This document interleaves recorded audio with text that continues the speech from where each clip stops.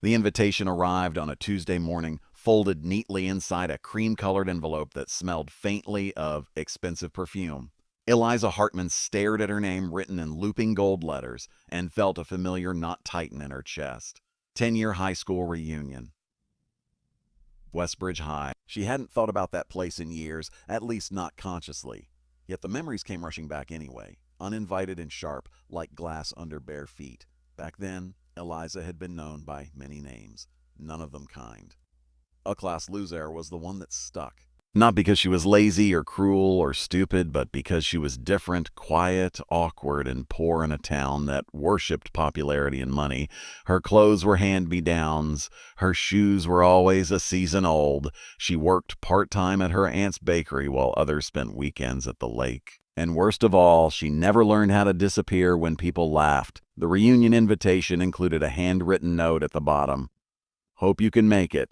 Would be great to see everyone again." Smiling face with smiling eyes. The smiley face felt fake. Eliza knew exactly who had written it. Madison Cole, former student council queen, now a real estate agent with a perfect smile and a talent for subtle cruelty. Madison had been the architect of most of Eliza's humiliation. The whispers, the staged laughter, the way teachers somehow never noticed. Eliza set the envelope down and exhaled slowly. For a moment she considered throwing it away. Why reopen old wounds? Why give them another chance to look down on her? But then she caught a reflection in the window. The woman staring back was not the girl they remembered. Eliza Hartman was no longer the class loser. 10 years earlier, graduation day had been the loneliest day of her life. While others posed for photos and planned trips, Eliza packed her things and left town that same night. Her mother had died during her senior year, and her father had vanished long before that. Westbridge had nothing left for her except pain. She moved to the city with 2 suitcases and a scholarship letter she barely believed was real. Architecture. It had started as a childhood escape, sketching buildings she wished she could live in, but it became her lifeline. College was brutal. She worked nights, studied days, and slept when she could. There were moments she nearly quit, when bills piled up, when professors dismissed her ideas, when loneliness pressed so hard she could barely breathe, but she stayed. After graduation, she took a job no one else wanted, designing infrastructure in remote areas, harsh climates, impossible deadlines. No recognition, she thrived anyway. She learned fast, took risks, and slowly, quietly built a reputation. By 30, she was leading projects most people twice her age couldn't handle. Then came the breakthrough. A private aviation entrepreneur named Victor Hale noticed her work on a sustainable airstrip design and invited her to consult. One project became 3, and eventually, Eliza found herself as the youngest co-founder of Hale Aerospace Developments, specializing in eco-friendly aviation hubs. The media loved her story. Orphan girl, bullied student, now visionary architect. She avoided interviews whenever possible, but success followed her whether she wanted it or not. Still, Westbridge remained untouched by that success. In her mind, it was frozen in time. Until now, Eliza picked up the invitation again. This time, she didn't feel fear. She felt something steadier. Resolve. She RSVP'd yes. The reunion was scheduled for a Saturday evening in late summer at the Lakeshore Pavilion, the same place where prom had been held. Eliza remembered standing outside that building in a borrowed dress, watching couples arrive, laughing and radiant, while she pretended to check her phone so no one would see the tears in her eyes. This time, she wouldn't arrive unnoticed. Madison Cole adjusted the seating chart for the 3rd time, frowning. She thrived on control, and the reunion was her masterpiece. Everyone who mattered would be there. Former athletes, cheerleaders, honor students who had gone on to respectable careers. Doctors, lawyers, entrepreneurs. And then there were the others, the ones who hadn't quite made it. The reunion, in Madison's mind, was a quiet scoreboard. "Eliza Hartman confirmed," said Jordan Blake, scrolling through the RSVP list. Madison's lips curved into a smile that didn't reach her eyes. "Oh, really? Wow. I didn't think she'd show." Jordan shrugged. "What's she doing now?" No idea," Madison replied lightly. "Probably something modest." The plan wasn't explicit, but it was understood. Eliza's presence would be a reminder of how far everyone else had come. A comparison. A comparison. A joke whispered over wine glasses. They saved her seat near the back. As the evening approached, guests began arriving in sleek cars, laughter echoing across the water.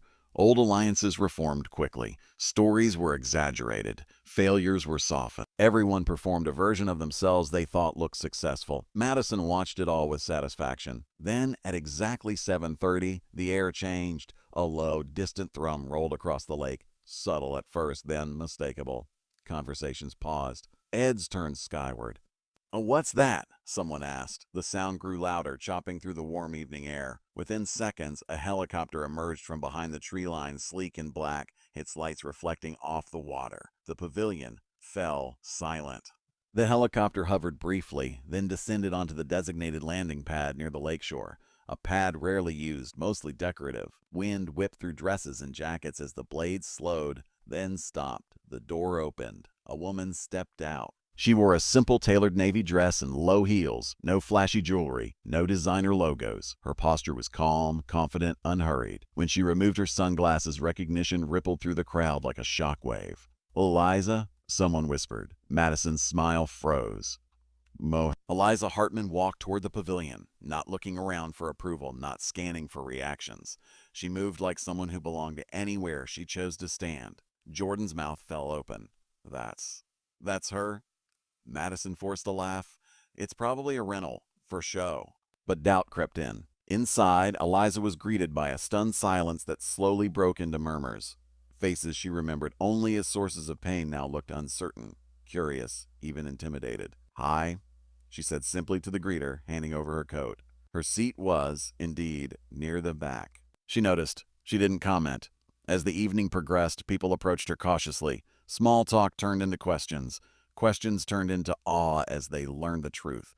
Not from Eliza boasting, but from others who recognized her name. "Wait," said Thomas Reed, a former football star turned insurance salesman. "You're that Eliza Hartman? Hale Aerospace?" Eliza nodded. "I'm one of the founders, yes." The circle around her grew. Madison watched from across the room, her carefully curated evening slipping out of her grasp. This was not how it was supposed to go. Later, during the open mic portion of the night, Madison took the stage. She joked about yearbook photos, about awkward phases, about how some people surprised everyone by actually showing up. Laughter followed, thin and forced. Then the microphone was offered to Eliza. The room held its breath. Eliza walked to the stage slowly. She didn't smile at Madison. She didn't glare either. 10 years ago, Eliza began, her voice steady. "I couldn't imagine being back here. Not because I didn't want to see you, but because I didn't believe I belonged." A few people shifted uncomfortably. I was told in 1,000 small ways that I wasn't enough, not smart enough, not rich enough, not pretty enough, and for a long time I believed that. She paused. "But here's what no one tells you when you're at the bottom. Being underestimated is a kind of freedom. No one expects anything from you, which means you're free to become anything." The room was silent. "I didn't come back to prove anything. I came back because that girl, the one you laughed at, deserves to stand here without shame." She looked around, meeting eyes, including Madison's. "I hope everyone here found what they were looking for. I did." She handed the microphone back and walked off the stage. There was no applause at first. Then someone clapped. Then another. Soon the room filled with genuine applause, loud, sustained, undeniable. Madison didn't clap. By the end of the night, the power dynamic had shifted completely.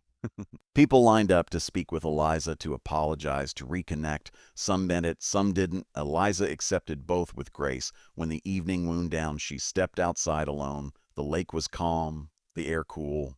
Madison followed her. "I didn't expect this," Madison said, her voice tight. "Well, I know," Eliza replied. A long pause. "I was awful to you," Madison admitted finally. "Yes," Eliza said gently. "I don't know why I did it." Eliza considered her for a moment. "I do. You were afraid. I was an easy target." Madison nodded, tears welling. "I'm sorry." Eliza exhaled. "A thank you. I accept that." It wasn't forgiveness. Not entirely. But it was release. The helicopter lifted off minutes later, carrying Eliza away as lights shimmered on the water below. Westbridge grew smaller, less powerful, until it was just another place in her past. She didn't look back. She didn't look back. Because the greatest victory wasn't arriving by helicopter, it was arriving without bitterness. and leaving without regret. And for the first time in her life, Eliza Hartman felt light.